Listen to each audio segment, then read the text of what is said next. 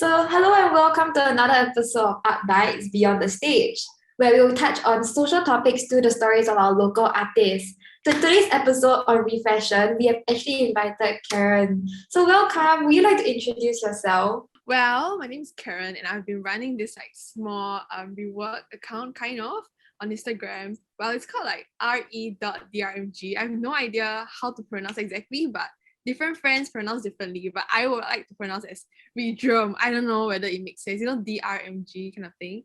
Yeah, so that's that. Before we dive into your journey with your small business, can you give us a brief definition of upcycle fashion?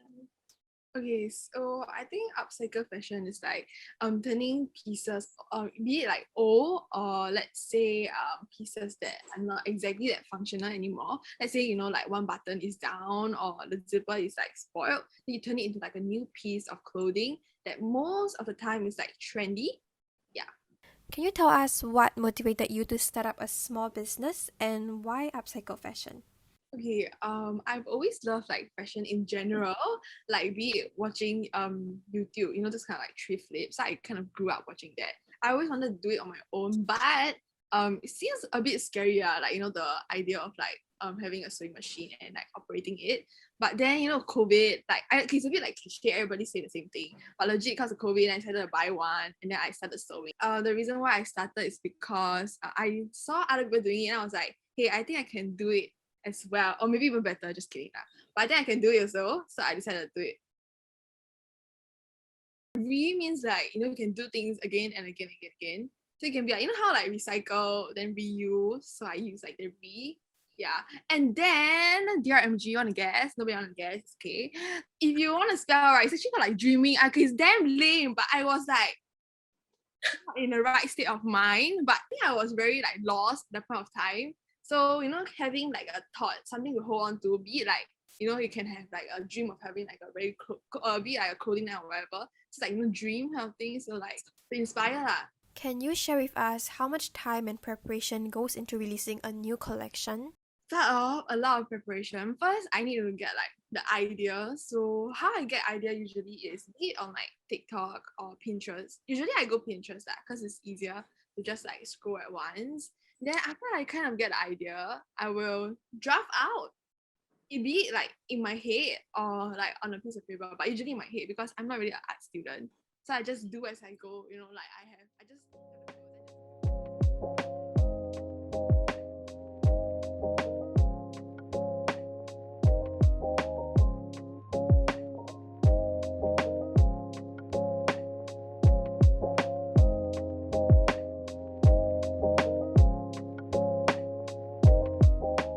Recently I started to ask for more opinions. So previously when I was doing this fairy talk, then I will ask for people's opinions online, what do they think, and then I think it's very helpful also because I don't have a art or fashion studies background, so they will give me feedbacks. For example, let's say the sleeve here can be maybe longer or whatever. Yeah, I think it really helps because they are also the buyers, so definitely we need their point of view as well, their opinions. Yeah. So that's that. I will ask for opinions and then feedback. Then I will work on it. Then the product is done. Then after that, of course, we will need to do some shoot to show people how to how it will look when worn, right? So that will take some time as well. Yeah, and editing. So that will take me up to a few months. In Singapore, not a lot of people are very supportive of this kind of rework fashion because it is costly. As in we're spending a lot of time, on this kind of handmade stuff. So people don't really want to pay much for it. So you have to take note to price your products not too high as well. So at the end of the day, it's not super, super worth it if you were to think about all the time that you spend, honestly. Speaking about collections, what is your favorite creation so far? Favorite collection will be this mesh top and this kind of half mesh skirt that I did a while back. I really like that one because honestly for me, right, when I choose clothes, I also a bit conservative kind. I don't really mesh and all, but then because when you make your own clothes, it feels very different.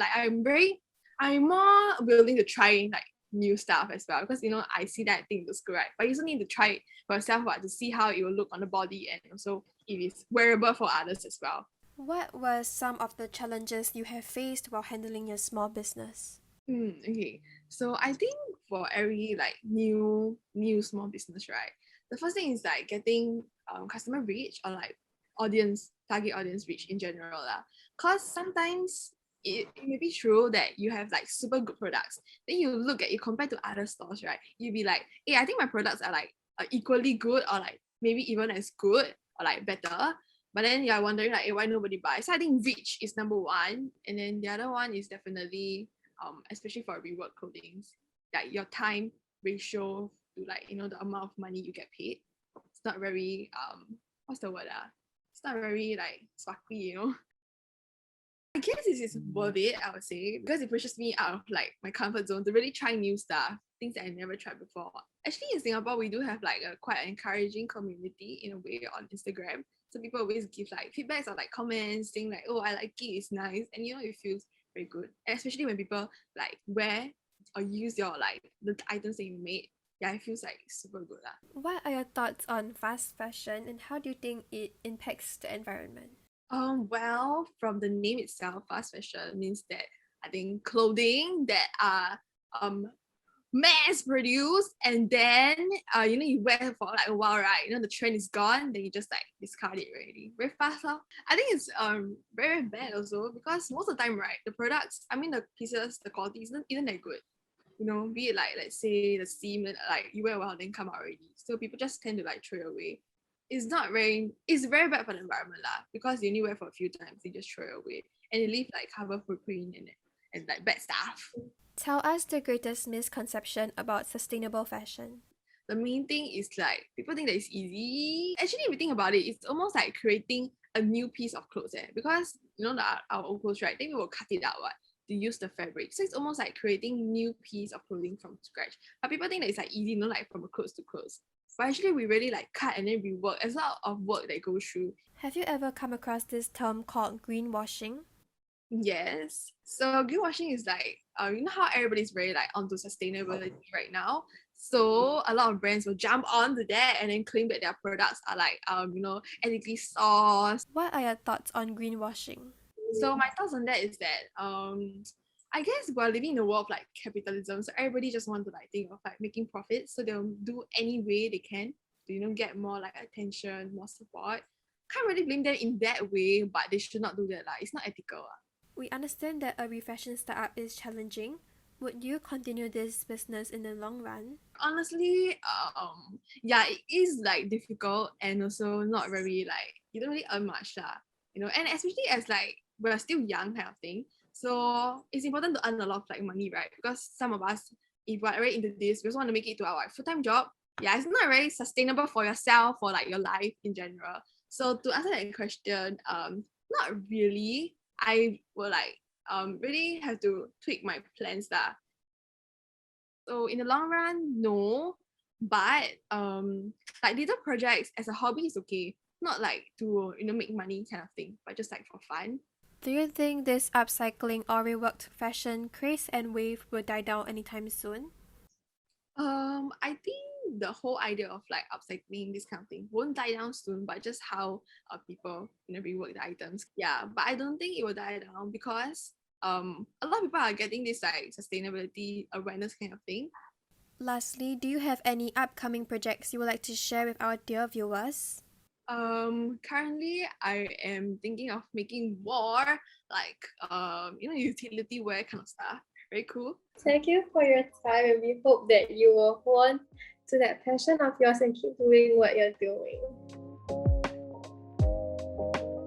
If you want to catch more of ARTbytes episodes, do remember to like, subscribe, and turn on the notification bell for more.